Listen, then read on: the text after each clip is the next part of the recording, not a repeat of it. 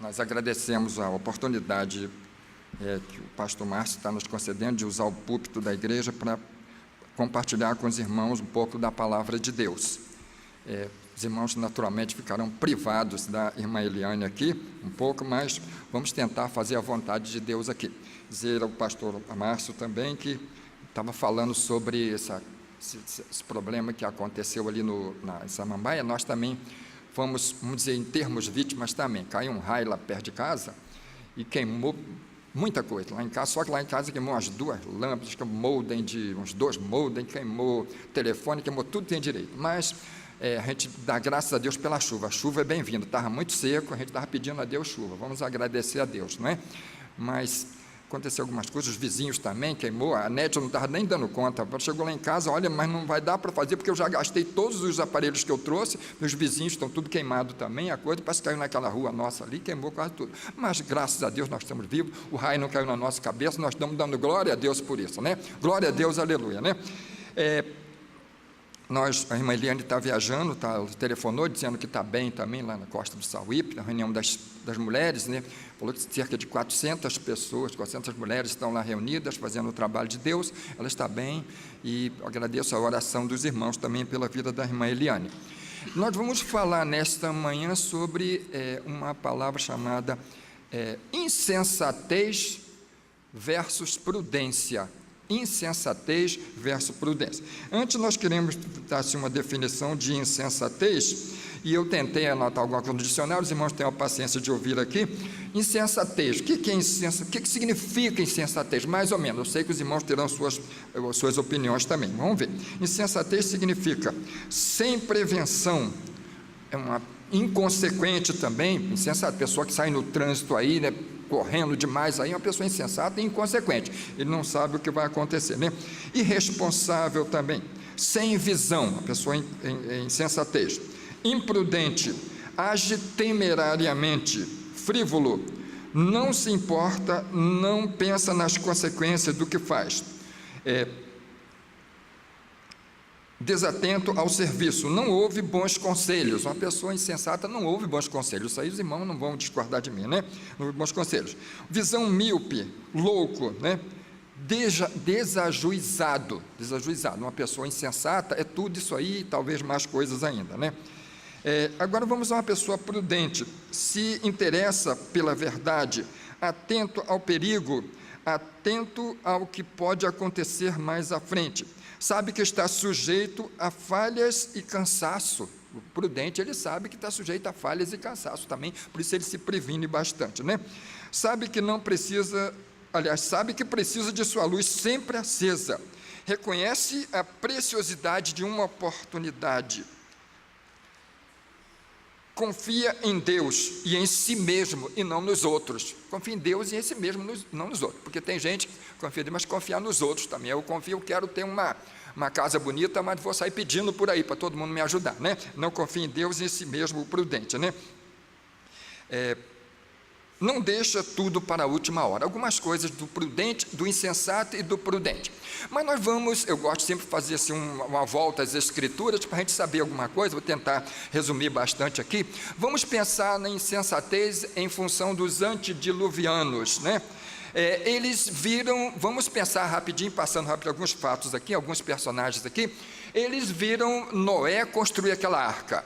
Mas aquela arca, eu tive mais ou menos tentando converter de côvado para metros, que é a nossa conhecida, o sistema métrico, que é o nosso conhecido, e diz que cerca de 300 côvados de comprimento. Aí eu fiz a conta, botei o côvado mais ou menos de 50 centímetros, côvado dessa distância aqui mais ou menos, de 50 centímetros, e faz a conta aí, deu cerca de 150 metros, né? De comprimento essa arca, né? Mais ou menos assim, né? Estou dando mais ou menos a dimensão.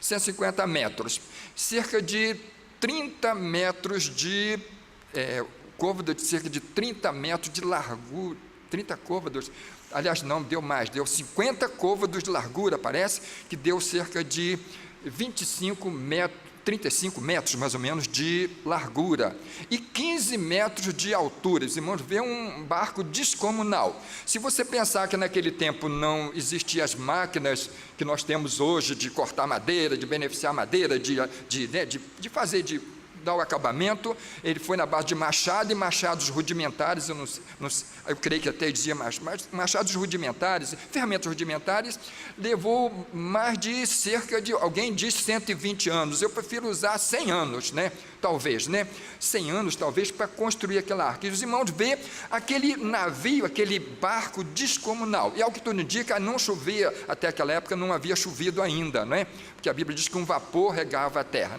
Os irmãos imaginam construir aquele barco enorme ali, e levando anos e anos para construir aquele barco ali, e alguém, naturalmente uma pessoa inteligente, ia perguntar o que, olha, o que significa isso? O que significa esse barco grande? Esse homem é maluco? Ou então, tem alguma coisa muito séria para esse homem estar construindo esse barco desse tamanho aí, gente.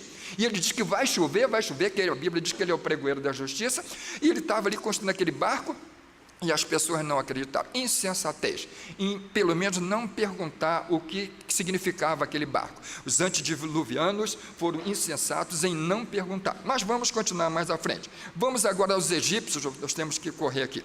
Vamos agora aos egípcios. Os egípcios, no episódio do Mar Vermelho. Os irmãos imaginaram aquela cena de aquele mar aberto, o povo de Deus, o povo de Israel passando pelo meio do mar, e a Bíblia diz que havia qual muro, um à direita, ou aquele paredão enorme de água ali, e desceu o povo de Israel ali, Mas antes já havia existido muitas pragas ali no Egito, pragas terríveis, inclusive da morte dos primogênitos. Então, a prova de que esse Deus dos hebreus era um Deus realmente muito todo poderoso mesmo, E ali, aquele mar ali aberto, a pergunta é, você desceria naquele mar ali, sem pensar alguma coisa? Olha, esse Deus que tem poder para abrir esse mar, também tem poder para fazer o quê? Fechar de volta, não é isso? E você desceria naquele mar ali? Eu pensava, mas pastor, você é um pouco medroso, mas eu, sinceramente, eu vou confessar aos irmãos, eu pensaria 50 vezes, 1000 vezes para descer naquele mar ali. Olha, se já aconteceu tudo com a gente, e esse Deus tem protegido, olha essa coluna de fogo de noite, essa nuvem de dia, e esse mar aberto aí, esses paredões enormes, de repente esses paredões podem fechar e matar todos nós. Nós somos inimigos desse Deus, não somos amigos desse Deus não, desse povo aí, nós queremos destruir, o nosso objetivo é destruir. Então você imagina a insensatez de descer aquele mar ali também. Mas os irmãos veem que o ódio, a cegueira espiritual faz os homens fazer coisas terríveis, Temos que ter cuidado para não ser cegos espiritualmente. E eles desceram o mar, e você conhece a história, O mar fechou e matou todo mundo, acabou todo o exército de Faraó. Os melhores soldados, melhores carros que ele tinha, ele pereceram ali nas águas do Mar Vermelho. Então, insensatez. Mas vamos agora mais um também curioso, que foi o episódio de Balaão. Balaão, até uma besta, até uma jumenta falou para ele, olha, você está olha, o que você fez comigo? A primeira vez a jumenta disse que encostou, desviou, A segunda desviou também e machucou um pouquinho a perna de Balaão, A terceira vez a jumenta abaixou mesmo, se ajoelhou, abaixou mesmo diante dele. Olha, uma pessoa inteligente, olha, mas tem alguma coisa errada. Jumento. E depois, para piorar tudo ainda, a jumenta ainda falou, olha, a jumenta falou, animal falar, e a coisa, sei que papagaio fala essas coisas, mas a jumenta falar aí debaixo dele, olha, você já me bateu 3 vezes, olha, quando foi que eu fiz isso? A coisa foi séria, irmãos, a coisa foi séria. Ali, podemos tivesse um quadro bonito de algum pintor para mostrar ali, a jumenta falando ali, tem algumas coisas, mas alguém podia se preocupar mais com isso. E ali aquele homem cego, mas na cegueira dele não acabou. Irmãos, quem pegar em Números capítulo 22, vai ver uma história bonita. Ele tinha uma propriedade interessante de falar com Deus, não, de receber revelação de Deus. Ele era um profeta também, ele tinha propriedade, nem todas as pessoas têm esse dom, ele tinha esse dom maravilhoso, Deus falava com ele. Aquelas 3 profecias de Balaão a respeito do povo de Israel são lindas demais, muito bonitas. Depois, se tiver curiosidade, Números capítulo 22, você vai ver lá. E ali, mas aí, depois de tudo, e depois da jumenta falar, depois dessas profecias, depois do anjo ameaçar ele, falar assim: olha, se a jumenta não tivesse desviado, eu teria matado você e deixado a jumenta com vida. Olha, matar o profeta e deixar a jumenta com vida. Então a jumenta ali era mais inteligente que o próprio profeta, coisa séria ali, não vamos entrar nesse mérito. Irmãos, mas mesmo assim, Balaão foi insensato, foi cego. Ele falou: olha, já que eu não vou poder induzir o povo de Israel, não vou poder apresentar essas profecias, não vou poder amaldiçoar o povo de Israel, você tem um jeito, Balaque. Você arranja suas mulheres aí e faz um sacrifício aí, e aquele de prostituição, de tudo, que vocês sabem, aqueles sacrifícios antigos era desse jeito. E ali o que aconteceu? Para os irmãos terem uma ideia, o relato diz que cerca de, não sei se foi 14 mil ou 22 mil pessoas morreram naquele dia de praga do Senhor, porque pecaram contra o Senhor. E aí Balaão, depois houve uma guerra e Balaão foi morto também. Um homem que tanta experiência bonita com Deus, acabou sendo morto. Insensato, céu. Os irmãos estão vendo que existe muita gente insensata na Bíblia. Agora vamos correr um pouquinho com Sansão e Dalila. Olha essa história de Sansão, me dá vontade de chorar quando vejo essa história de Sansão. Sou um grande admirador de Sansão, um homem forte, né? Mas aí Sansão, olha, primeiro já começou errando. Falou: não tem tanta mulher em Israel para você se casar, por que você vai procurar logo uma Filisteia ou Filistia, não sei qual é o nome certo, Filisteia, né? Logo você vai procurar logo uma dessa aí, rapaz, você, tanta moça aqui boa, não vai. Existem ordens expressas para que não se casasse fora do âmbito ali do povo de Israel. Mas não, eu gosto, acho que aquela bonita, eu gostei, foi daquela, arranja aquela para mim. E ele acabou ficando com Dalila. E o que aconteceu? A história, os irmãos conhecem bem a história, um homem insensato também. E ali Sansão ficou com Dalila ali um pouco de tempo também, e Dalila falou: em que consiste a tua força? E ele começou com uma coisa. Primeiro, ficou amargurado, porque ela ficava insistindo com ele, falou assim: olha, se me amarrar com corda de nervos, cordas novas, minha força se vai. E amarraram ele, e ela já tinha deixado uma guarnição de filisteus, e o filisteu vem contra ti. Na hora que os filisteus apresentaram, ele arrebentou aquilo tudo e saiu ali, foi vitorioso. A segunda vez, se me arranjar cordas novas, olha, brincando, parece que tem gente que gosta de brincar com a tentação, né? A gente tem que ter muito cuidado, que com tentação não se brinca, a gente tem que mandar embora, repreender em nome de Jesus e não ficar com a tentação, porque às vezes, mas ela vem na hora que eu dou uma rasteira nela e vai embora. Cuidado, você pode ser enredado e ser derrotado. E Sansão ficou ali, se me arranjar cordas novas, e aí começou a caminhar perigosamente para a sua situação. E a mulher não desistiu, porque mulher não desiste. Mulher, quando cisma aqui, quando quer, e o marido pode não querer, diz não, né? Diz não, ela fica na dela, se ela tiver muita sabedoria, ela fica na dela, de repente, no momento certo, ela dá outro botezinho devagarinho, até que ela consegue o que ela quer. Mulher é assim, viu? Desculpe, não quero ofender, mas é uma qualidade boa das mulheres. Às vezes, coisa boa que elas querem, o marido não quer, e elas fazem, né? Então, gente, e a mulher insistiu, e agora ele começou a se aproximar perigosamente. Se me amarrar as tranças, olha, ele estava igual aquela história do chicotinho queimado, né? Você está começando a se aproximar para as coisas sérias. E ali, o que aconteceu ali? Se me amarrar minhas tranças ali, e já se aproximando do perigo, o chicotinho estava queimando, estava quase pegando fogo, né? O chicotinho. E ali, o que aconteceu? Amarrou o cabelo dele lá, e os filisteus vêm contra ti. E ali, quando falou, ele arrancou aquele cabelo, arrancou de todo mundo, e aquilo é igual coisa, um homem forte, né? Arrancou tudo, aquilo não deu nada.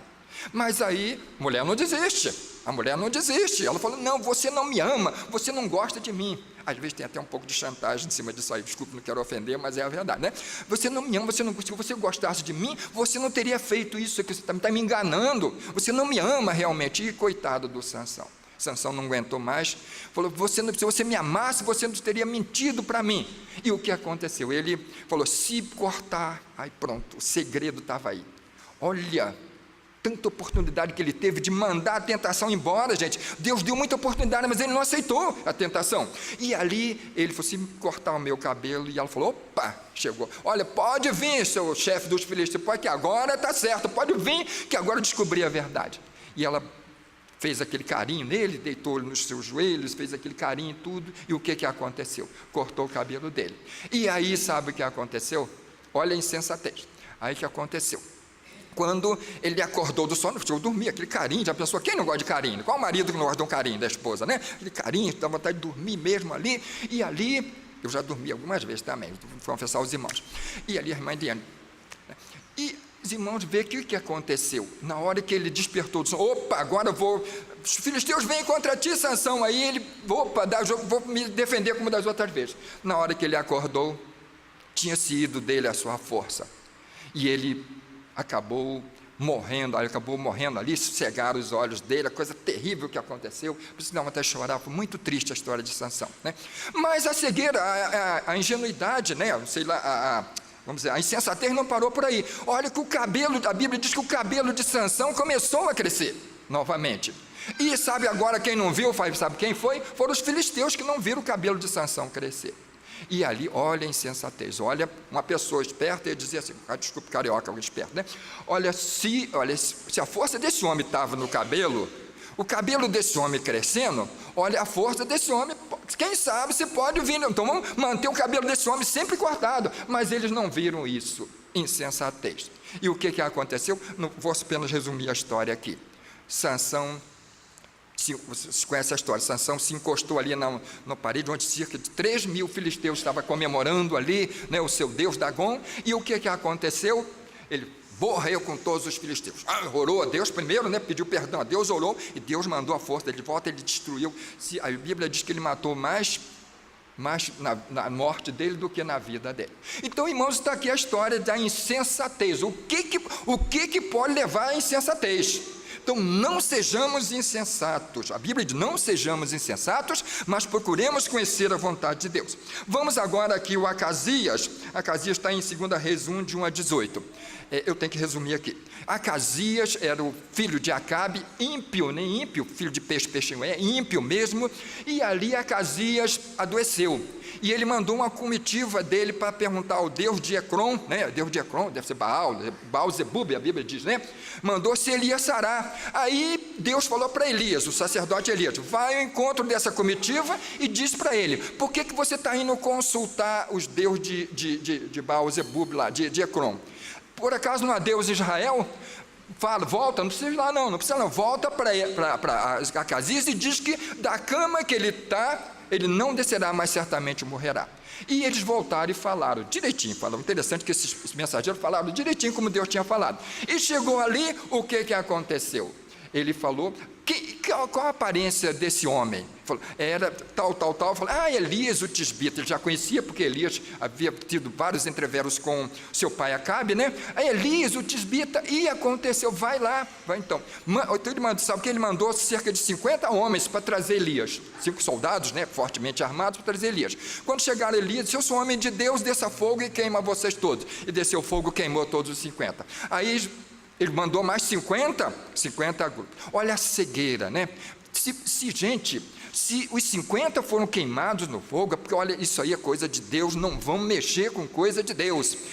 Olha a ousadia dele, a cegueira, olha a insensatez. Mandou mais 50. E chegou lá, os 50, o rei manda você ir. Elias, se eu sou homem de Deus, desça fogo do céu e queima os 50. E queimou os 50 ali também. Olha, se fosse uma pessoa inteligente, como diz o carioca esperto, não vou mandar, não adianta mexer, porque já mandei 50, morreu, queimado no fogo, já mandei outros 50, morreu, então não vou mandar, mas ele tornou mandar um terceiro grupo de 50, só que esse terceiro grupo, o chefe era esperto, né? Falou assim, olha, chegou perto de Elias, olha, seja preciosa a minha vista, a sua vista, nós os 50, e com certeza ele deve falar, nós não vamos fazer mal nenhum ao Senhor, porque nós sabemos o que aconteceu com os outros, eles mesmo mencionaram. E aí o que aconteceu? O anjo do Senhor falou para Elias, pode ir com esses, porque não. Aí chegou lá e transmitiu a mensagem. Então, insensatez da insensatez. Acabe também, nós não podemos continuar aqui. Acabe no Monte Carmelo, depois de ver tudo aquilo ali que aconteceu, o fogo descer, uma das passagens mais lindas da Bíblia, o fogo descer, consumir aquele holocausto ali, e depois daquilo, ainda continuar pecando, não é brincadeira, não podemos ver aí, continuar aqui. E a última que eu vou mencionar também foi Jesus ali no episódio da sua prisão. Diz o texto que Pedro cortou a orelha de Malco, deve ter caído no chão aquela orelha, e Jesus, provavelmente, a Bíblia não diz assim, mas eu creio, que ele pegou aquela orelha que tinha sido cortada, e diz a Bíblia que ele colou aquela orelha no lugar. Um milagre ali no apagar das luzes. Gente, era para acontecer o que naquela hora? Olha, esse homem não é um homem comum, não.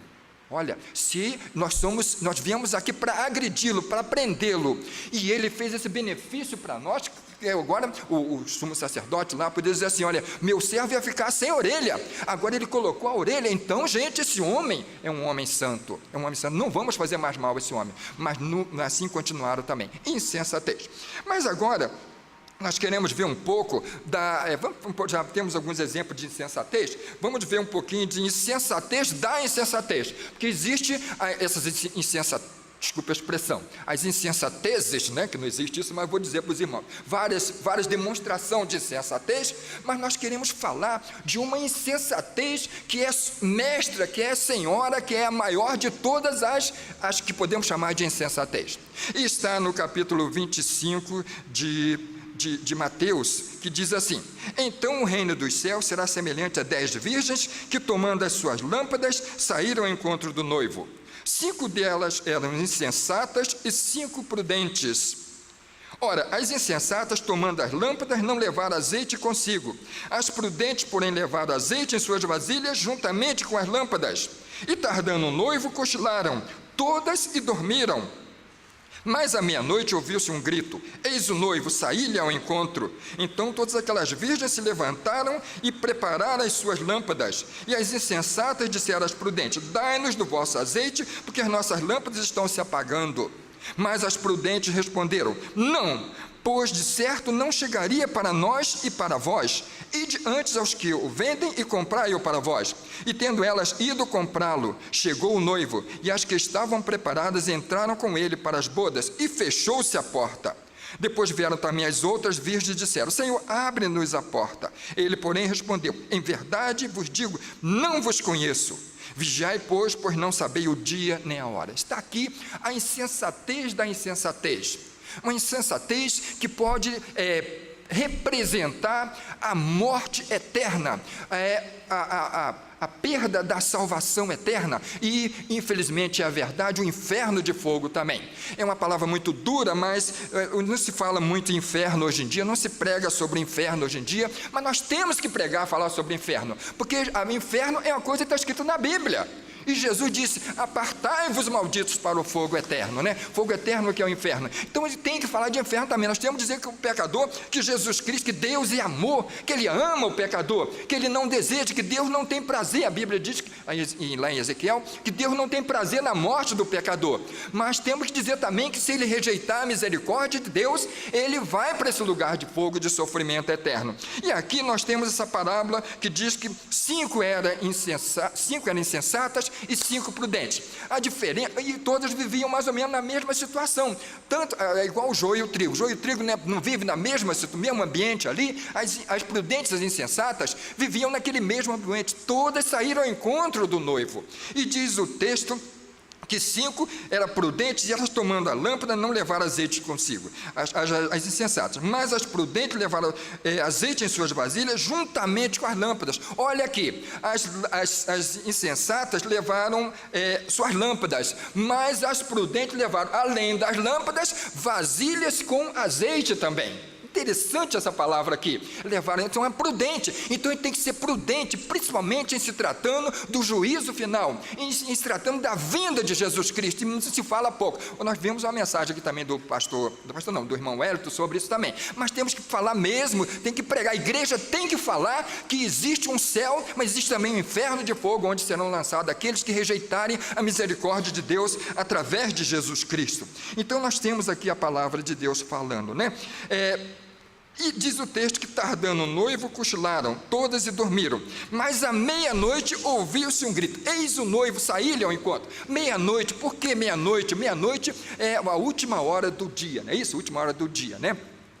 Também, quando Jesus proferiu essa parábola, era ali a sociedade agrícola pastoril. Hoje, vocês veem que quando a gente viaja aqui para uma cidadezinha do interior, que tem pouca luz, a gente dorme com a beleza, né? Para aquela escuridão, quem viaja aí sabe, a gente dorme com a beleza, aquele sono gostoso, porque está bem escuro, né? E meia-noite é hora, o pessoal lá dos israelitas, sendo uma sociedade agrícola pastoril, eles trabalhavam duro, pesado durante o dia, e à noite tinham sono mesmo para dormir. Meia-noite era a hora talvez do melhor sono, se assim podemos dizer. E foi nessa hora que ouviu-se o alarido, né? Está chegando o noivo aí, e agora a hora do desespero, né? Desespero para quem? Para todas não, só para as 5 insensatas, porque as prudentes estavam prevenidas. Elas sabiam que poderia tardar, o noivo poderia tardar, e esse noivo, a Bíblia diz que é Jesus Cristo. Ele vai tardar, mas como diz vulgarmente, ele tarda, mas não falha, ele há de chegar, né? Foi a mensagem do anjo. Cochilaram e dormiram. Tem gente que diz assim, mas fica censurando aqui porque elas cochilaram. Não, cochilaram dormindo, não. Vamos ver o que tem lá em 2 Tessalonicenses, capítulo 5, o que Paulo fala lá sobre, a 1 Tessalonicenses, capítulo 5. Paulo fala aqui, cochilar é coisa natural da gente. Essas cansaram, meia-noite, significa que foi muito tempo de espera ali, elas cansaram. Mas olha o que diz aqui, né? Mas vós, irmãos, não... Pois quando estiveres dizendo paz e segurança, eles subirão repentina destruição como as dores de parto, aquela que está grávida, e de modo nenhum escaparão. Mas vós, irmãos, não estáis em trevas, para aquele dia como ladrão não vos surpreenda, porque todos vós sois filhos da luz e filhos do dia. Nós não somos filhos da noite, nem filhos das trevas. Não durmamos, pois, como os demais, antes vigiemos e sejamos sóbrios, porque o que dorme, dorme de noite, e os que se embriagam, embriagam de noite. Mas nós, porque somos do dia, sejamos sóbrios, vestindo-nos da couraça da fé e do amor, tendo por capacete a esperança de salvação. Porque Deus nos destinou para a ira, mas para alcançarmos a salvação por nosso Senhor Jesus Cristo, que morreu por nós. E ele conclui aqui, para que, quer vigiemos, quer durmamos, vivamos juntamente com ele. Dormiu, elas cochilaram, dormiram, mas estavam preparadas, tanto que na hora que disse que o noivo vinha, elas imediatamente limparam seu pavio, botou logo ali, se tinha acabado o azeite. Mas o que acontecia com as insensatas? Olha, dá-nos do vosso azeite, porque nossas lâmpadas estão se apagando. E o texto diz que nisso veio o noivo, né? Interessante, nós temos aqui uma coisa sobre o noivo, é que esse noivo aqui, o noivo tardou, o verso 5 diz, o noivo chegou de surpresa, o noivo entrou com as preparadas, mas olha aqui, o noivo não esperou as insensatas. Olha, quem tá, quem não tá, não tá. Naquela hora vai ser desse jeito. Nesse momento, a porta se fechou. O noivo foi severo, foi rigoroso.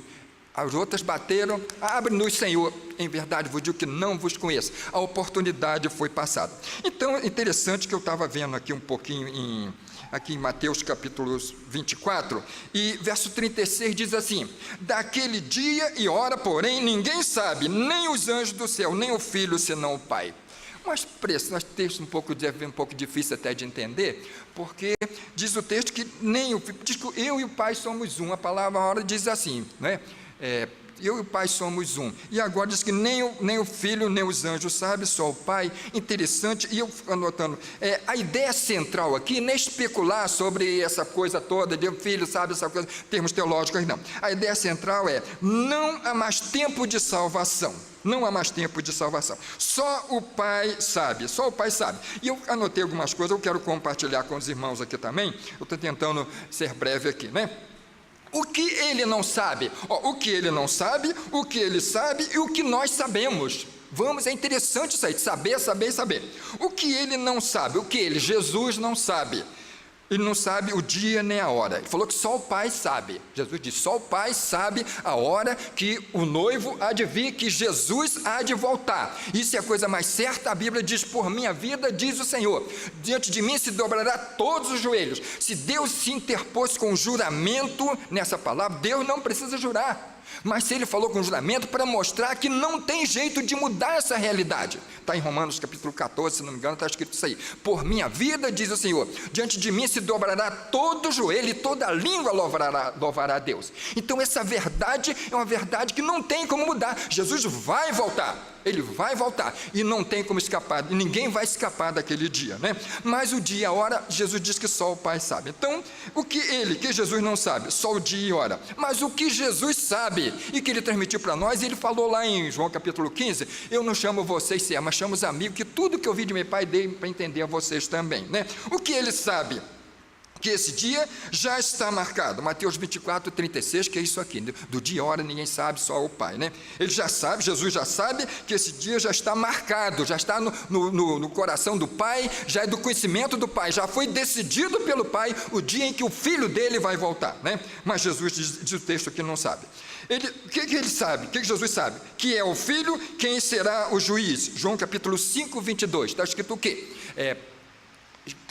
O Pai a ninguém julga, depois vocês conferem, João 5, 22, mas deu ao Filho todo julgamento, para que honre ao Filho assim como honra o Pai, né? João capítulo 5, nós temos tempo aqui, né? E outra coisa que ele sabe também, que ele foi dada a autoridade para julgar, 5, 27, e foi dada a autoridade para julgar, porque ele é o Filho do homem, João 5 e 27, depois vocês podem conferir, né? Também ele sabe também que foi declarado juiz dos vivos e dos mortos, está em Atos capítulo 10, 42, Jesus foi declarado juiz dos vivos, então tudo que Jesus já sabe, ele só não sabe o dia e a hora, mas já sabe de tudo isso aqui, que é coisa séria, né? Que promoverá uma grande separação, Mateus 25 e 32 diz o quê? E diante dele serão reunidas todas as nações, e eles separarão uns dos outros, como o pastor separa as ovelhas dos cabritos, então haverá uma grande separação. Ele sabe que ele vai fazer essa separação também, né? Ele sabe disso. Ele sabe que tudo começou e terminará com ele, está em Apocalipse 8, o que diz lá? Eu sou o alfa e o ômega, o princípio e o fim. Tudo começou com ele, e nele foram criadas todas as coisas, de João, e depois que será o fim de tudo também, ele vai julgar. Deus deu ao Filho todo julgamento, então Jesus é que é o juiz, né? O juiz, né? Então está aqui, né? E outra coisa que ele falou em João capítulo 12, 48, se alguém ouvir as minhas palavras e não crer, já tem quem o julgue. As palavras que eu tenho pronunciado julgará no último dia, né? Ele é o juiz, né? E agora nós vimos ao que Jesus não sabe, o que Jesus sabe e o que nós sabemos. Passará o céu e a terra, mas as palavras dele não hão de passar. Mateus capítulo 24, 35. Passará o céu e a terra, mas as minhas palavras jamais passarão. O que nós sabemos a primeira parte da profecia, porque nós sabemos também que a primeira parte da profecia já foi cumprida. Quem lê a Bíblia sabe que essa profecia do juízo, das últimas coisas, as profecias escatológicas, tem muita união com tem muita intimidade com a destruição de Jerusalém no ano 70 da nossa era. E a primeira parte dessa profecia, Jesus diz, não ficará aqui pedra sobre pedra que não seja derribada. Isso já se cumpriu ali em Jerusalém, no templo ali também, né? Então a primeira parte da profecia já foi se cumprida. E se a primeira já foi cumprida, a segunda, né, irmã Adelina? A segunda não vai falhar?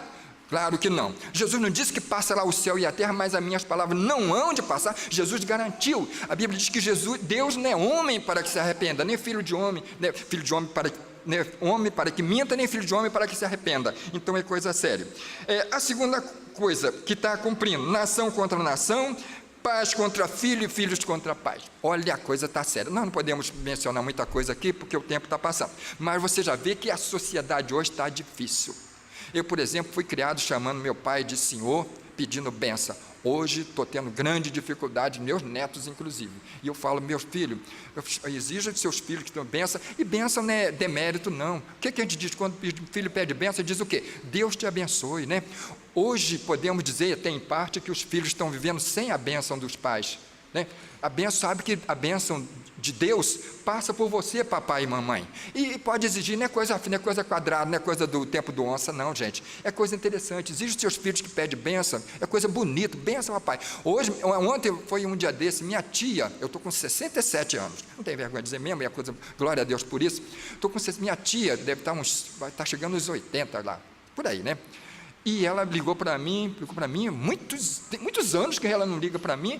Benção, titia, eu pedi benção a ela, pedi benção mesmo, eu gosto, Deus te abençoe, é a coisa mais maravilhosa do mundo, né? E infelizmente nós estamos nesse pais contra pai, brigando com filho, filhos contra pai, e nação contra nação, reino contra reino, está acontecendo essa coisa toda. Fome, peste e guerra, uma fome terrível, né? A gente vê aquelas pessoas esqueléticas aí passando fome, peste, doença, os médicos estão tudo malucos, gente, porque, olha, quando eles começam, inventa a vacina, né? Descobre a vacina para uma coisa, já surge, AIDS, chikungunya, né? A irmã até falou assim, né? Chikungunya, as coisas, chikungunya, varíola está voltando também, varíola, essa cachumba, coisa que já tinha sido erradicada, está voltando. Gente, fome, peste está acontecendo em nossos dias, só um cego que não vê isso aqui. Aumento da iniquidade e imoralidade, irmãos, aumento da iniquidade, da imoralidade. Hoje é homem com homem, mulher com mulher, está uma... Vou ser preso, mas vou dizer, a pouca vergonha terrível que está acontecendo em nossos dias, né? As mulheres se juntando com outras e as atrizes aí dizendo, fazendo apologia ao pecado, à imoralidade, homem com homem, mulher com mulher, dizendo e querendo que a gente engula goela abaixo esses pecados que a Bíblia diz que são abomináveis ao Senhor. Então, a coisa está, você está vendo, nós não podemos falar muito sobre isso aqui, mas a coisa, imoralidade, iniquidade, aumento vertiginoso da iniquidade, né? Proliferação de falsas religiões também, olha, não está brincadeira, né? Cada vez surge uma igreja ali, a igreja não sei de quê, a igreja do avivamento não sei de quê, a igreja não sei de quê, aí fecha uma aqui, abre outra ali, e bispo, né, apóstolo não sei o quê, e fulano de tal, a coisa está séria, você está vendo isso aí, né? Então a coisa está mais séria do que se pensa, né? Frieza dos que se dizem crente, apostasia também, né? Aquele hino 164 diz o quê? Tantos que corriam bem, hoje não mais contigo vão, outros seguem, mas também frios, sem amor estão, né? Crentes esfriando na fé, a coisa está séria, né? Isso aí é sinal, e o que nós sabemos, né? Secas, enchentes, nós vimos aí o caso agora, né? Secas, enchentes, a natureza, nós nos gabávamos, aqui no Brasil não tem terremoto, aqui no Brasil não tem furacão, olha lá, aqui não tem tsunami, olha, aconteceu um tsunami ali em Santa Catarina, parece que é uma onda gigante ali também. Gente, fome, enchentes, terremotos, maremoto, terremotos em vários lugares. Então, está aqui, irmãos, o que nós sabemos sobre a proximidade da vinda de Jesus Cristo. Agora, o interessante isso aqui, nós estamos finalizando aqui. Como será esse dia? Uma rotina normal. Em Lucas capítulo 17, 26 e 29, fala sobre dois personagens, Noé e Ló. Diz o texto que Noé, quando entrou na arca, choveu e acabou. Quando Noé entrou na arca, começou logo a chover e a coisa foi séria, né? Ló, o que aconteceu com Ló? Quando Ló saiu de Sodoma, choveu fogo e enxofre. Jesus mencionou essas duas coisas aqui. Jesus falou também, não olhar para trás, e dá o exemplo da mulher de Ló. Tem muitos crentes que estão caminhando, mas estão como que presos ao mundo e olhando para trás, com aquele, está tão mais vizinho ali, faz coisas erradas aí, mas está prosperando, cuidado, não olhe para trás. Jesus disse, olhai para a mulher de Ló, né? Lucas 17, 31 a 32. Tempo de separação, olha o que diz aqui, estando dois homens no campo, levado um e deixado outro, estando duas mulheres trabalhar no moinho, será levada uma e deixada a outra, né? Então tempo de separação, hora incerta, hora que não penseis virá o Filho do Homem, né? Olhar para si próprio, Lucas 20, 34, nós queremos ler esse texto aqui, Lucas 20 e 34 diz assim, nós estamos já finalizando a nossa palavra, Lucas 20 e 34,